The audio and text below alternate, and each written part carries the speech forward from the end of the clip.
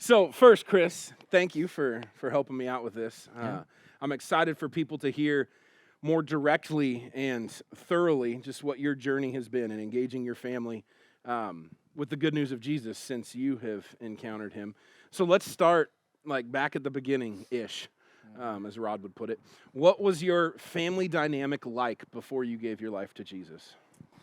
It was pretty normal, good, loving family. A lot of merit-based stuff. Get good grades, work hard, be good. But there was never really much mention of religion or faith. It was all just kind of stuff of the world, Yeah. if you were to call it something. So, yeah. Just stuff of the world, kind of a Yep. moral management type of situation. Yep. Yeah. What was the faith dynamic like in your family growing up? So, for till I was, probably a freshman in high school, there was really no, not even Christmas or Easter. And then my parents started going to a church, and consequently we got introduced to it. Like, all of a sudden we're going to church, and they were completely on board. And we were just kind of wondering what happened overnight What's to a going certain on? extent. And, it was an older church, so, as you were saying, kind of hard to relate as a kid.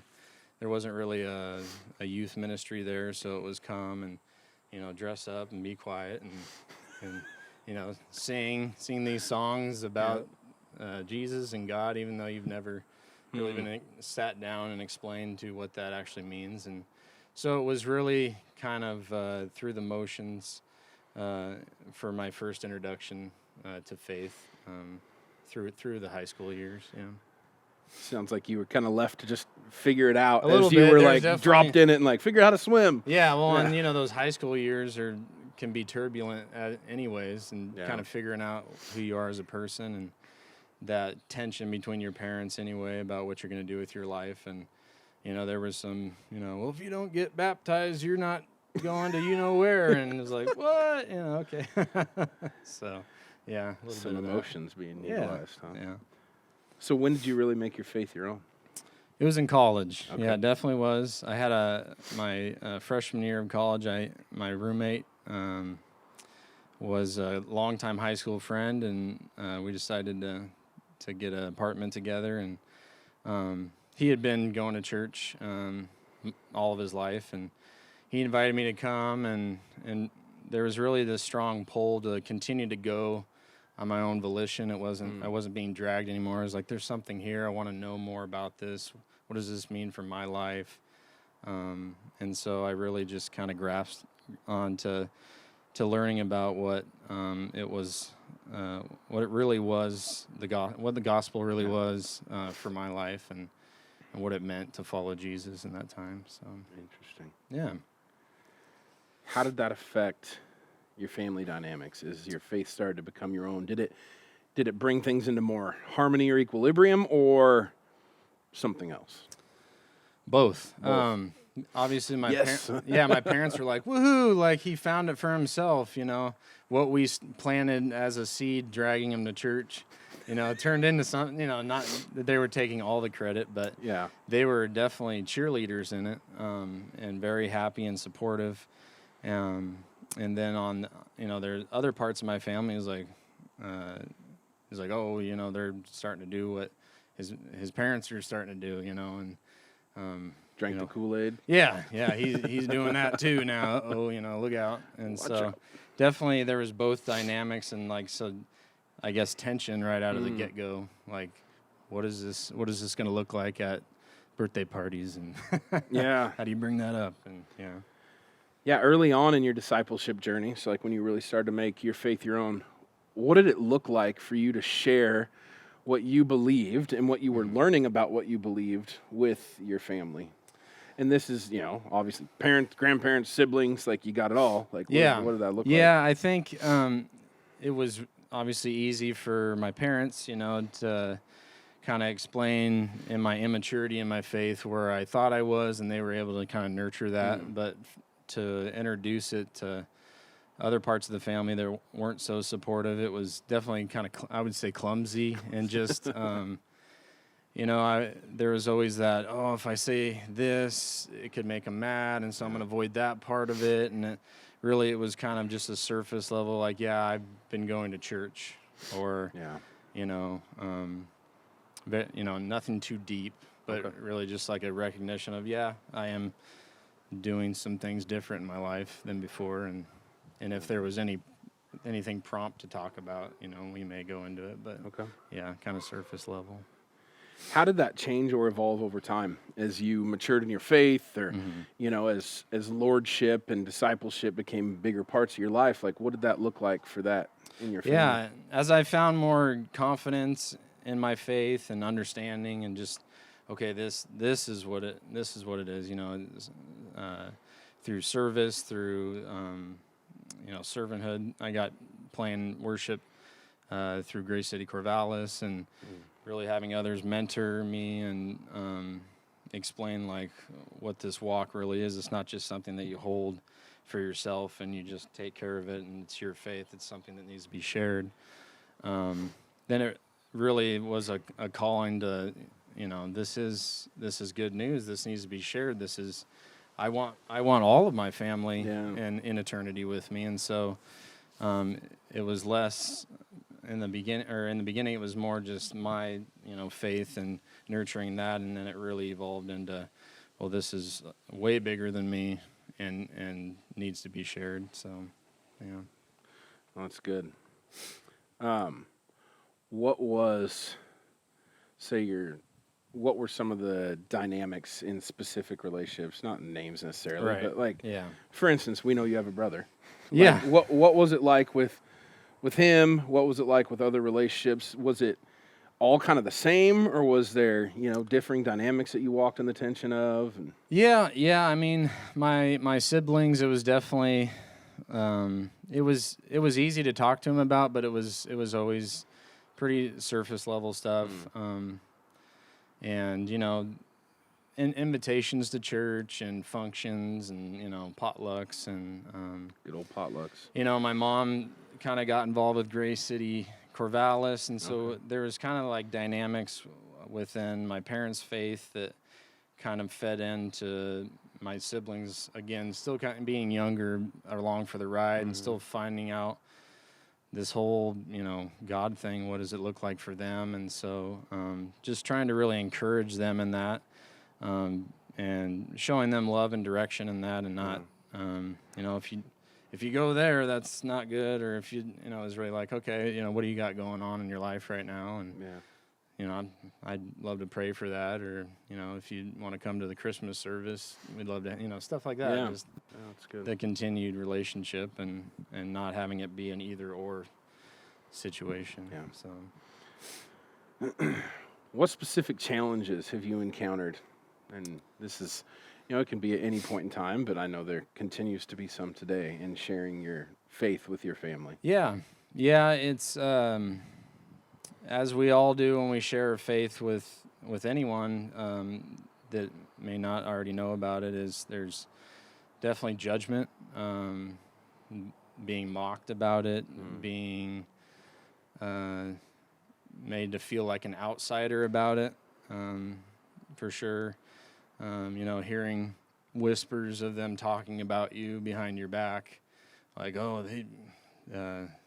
they play music at the thing. They don't just go, stuff like that. Just little cuts, and how family can cut you because they know you so much better than a stranger. And so there's definitely just an enormous amount of tension and balance that you need to come back and get centered with God and say, yeah, I know they said that, but they're still lost, and you're still doing a work in them, and I can't judge them for that one comment because I myself was there at one time, saying things like that. And so just having an enormous amount of grace, but definitely judgmentalness and being mocked and questioned, and why are you doing that?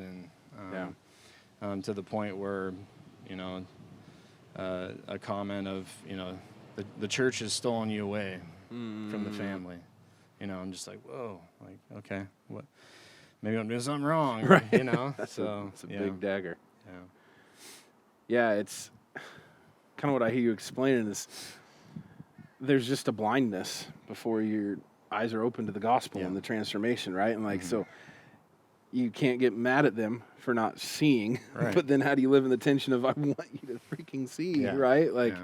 and in that balance, Mhm. and that can be hard. And family knows how to cut us, don't they? They know how to get down in there. Mhm. So that's the challenges, but obviously there have been some victories too. Yeah. So why don't you tell us about some of the victories you've experienced in sharing your faith with your family? Yeah, well, one of my biggest ones is, Griffin, my brother, and his sister-in-law, Talisha, and just kind of walking through life with them when they were first getting going, and then introducing them to church, and just really being there for them and explaining just from the get-go what it looks like to live this life and to nurture what God had already started in them. And, Talisha, when I first talked to her about it, she's like, you know what, I always felt like God was there for me when I was younger, but I didn't really know what it was. And so it was just an affirmation of, yes, he was there for you. Yeah. He's still there for you. He's going to be there for you.